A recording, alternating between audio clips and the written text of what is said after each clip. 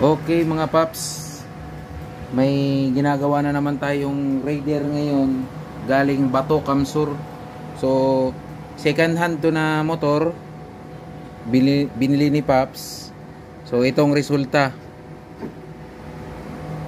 bang, dati siyang sabog. Yan.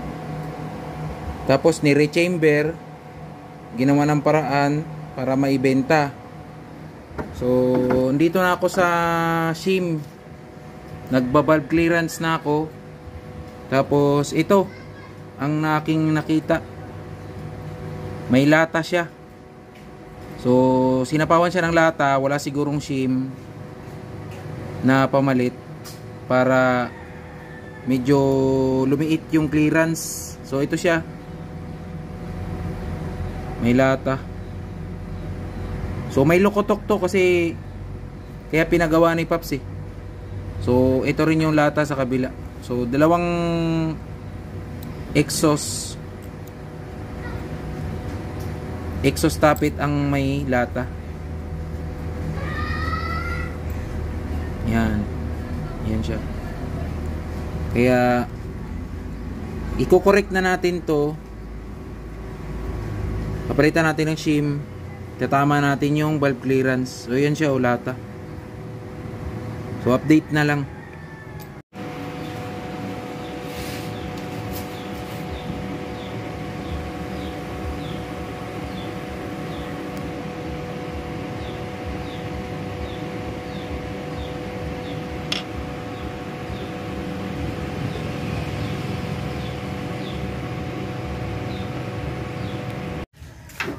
Okay, ito nga pala yung ni-refresh natin na motor.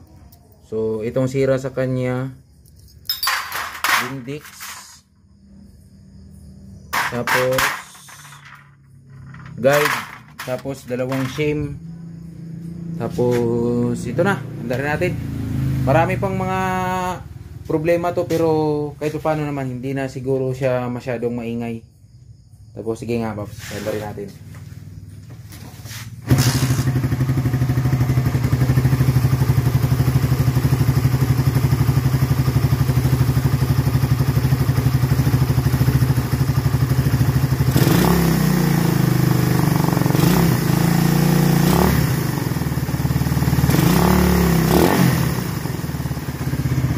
Ito yung motor na nilagyan ng lata yung shim. Kaya kinorek na natin yung ginawa nila dati. Wala na rin tong push start dahil nga basag yung Bindix. Kaya yun lang naman.